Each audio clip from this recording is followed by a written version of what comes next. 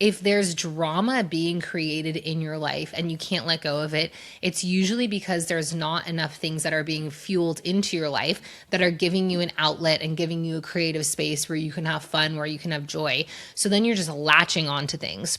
Hannah Hotline, how can I redirect your call? Oh, hello. Hi, I have a really big problem at Dear work. Hannah Hotline. I don't really like my boss. I'm really attracted to the guy I work with, but I just want to say no, but I say it's yes. my self-esteem, you know? Maybe it's burnout. This is the operator putting you through now. Hey hotties, welcome back to another episode of Hannah Hotline. And if you want to be featured on Hannah Hotline, as usual, you can email hello@hannahkissel.com. That's KISSEL. And your listener email could be featured. So as usual, let's just get right into it. Dear Hannah, love the podcast. Thank you. I'm quite senior at a large construction company, and I've been holding a grudge against one of my teammates that I can't let go of. For context, she was a maternity leave cover for me. When I came back, she technically got demoted. Ouch. I think I may have tried to overmanage her when I returned, and she started getting really defensive. We had a big meeting with our vice president that I presented in, and she criticized my work after and said she didn't get credit for it, even though it was a project I'd been working on for months. She then went on to say that my work wasn't good enough and that I was using bad frameworks. Yikes. I've put boundaries in place to help. I'm not giving her advice unless she asks for it, and I'm more structured in my meetings with her. But I still can't stop thinking about how much I dislike her. What should I do? Sincerely, a ruminating hottie. Okay, really interesting one. Really spicy about disliking a coworker, something that I've seen a lot of times before. So first of all, this is kind of like a bit of a weird question, and you might think of this as almost victim blaming. But usually, if we're holding on to a grudge with someone, there's usually some sort of payoff that we're getting. So the first thing I would ask yourself is, what sort of payoff are you getting from holding a grudge? Is it that you get a little bit of drama in your life? Is it that you get a little bit of spice? Is it that you can gossip to your coworkers and kind of like feel that anger about how annoying she is and how much that she's contributing to your bad workday, whatever. And I will say that, her asking for recognition on a project that you've been working on and her saying that she's using bad frameworks, like, ultimately, yes, that is a terrible experience, but we really need to look at what is your part in the behavior. So first of all, I would say, is it like, what type of payoff are you getting from it? Secondly, then I would go into, well, what actually was your part in this dynamic and where can you take responsibility? So you've even said a few times, okay, she was demoted when you returned, so that was probably very difficult for her. However, you did say that you were potentially trying to overmanage her. You were stepping in too much. And just a real recognition of what your part was early on in the dynamic, because sometimes, especially when there's a lot of rumination, sometimes you can be holding on to a bit of shame for what you've done to contribute to it. You can think that maybe it was your fault, and by not necessarily taking responsibility, you're just deflecting it all on her. So I would really look at, where have you contributed to this dynamic and the situation?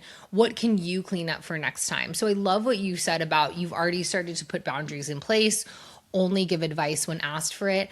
I mean, also, this type of person just kind of sounds like a pretty nasty person to work with if she's just telling you that your frameworks aren't good. So what I would practice something which is also called the gray rock, which is you just kind of become boring so that, and almost like you're boring like a gray rock, so that you're not attracting this type of behavior anymore. And it's basically just like not engaging with this person in a really inflammatory way.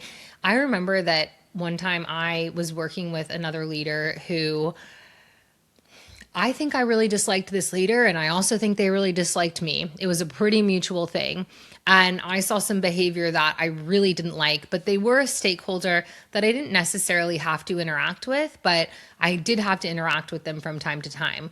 And I remember just employing this gray rock method where I was like, I'm not going to overly engage with this person.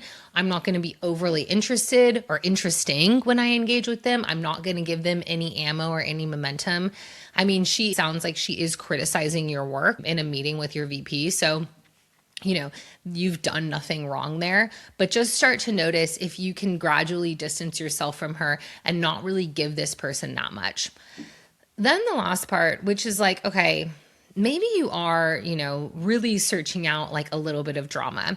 Maybe you do get a little bit of a hit talking to your partner, talking to your coworker about how much this person sucks. You've just come back from maternity leave. This is a huge transition in your life. I don't know how many children that you have, if this is the first kid that you've had, or maybe the second or third. You're working full time, you're senior at a large construction company. It sounds like you're presenting to really like senior stakeholders. You've got a lot on your plate. You've got a child at home.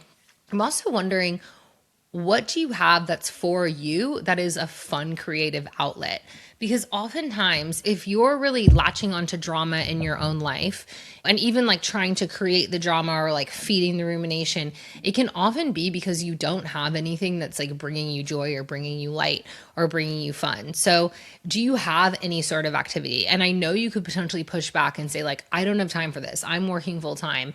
I'm a new parent, but finding a way, even if it's once a month, can you take an art class? Can you take a dance class? Can you start swing dancing lessons? Can you learn Italian?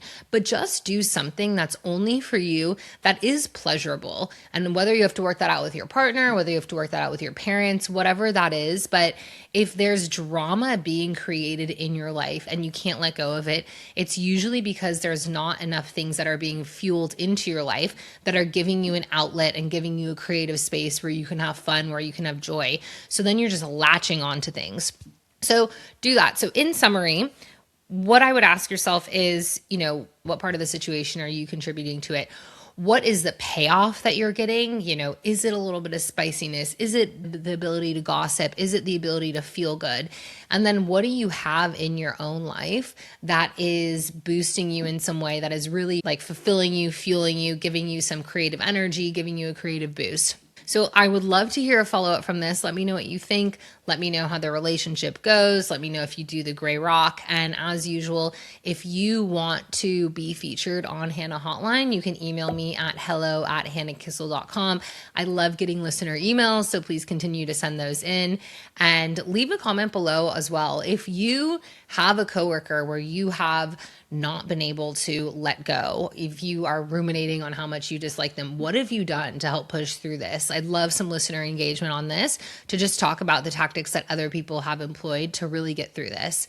So thank you, Hannah Hotties. I will see you in a few weeks. Hannah Hotline. Email her and you'll be fine. When your brain goes bing, bang, bonka, bing, boom. Email Hannah Hotline. Email Hannah Hotline. Hannah Hotline is sponsored by Dominic Jingles, where quirky, clever and corporate branding is reimagined. DM Dominic on Instagram at Dominic Jingles or email dominicenglish04@gmail.com.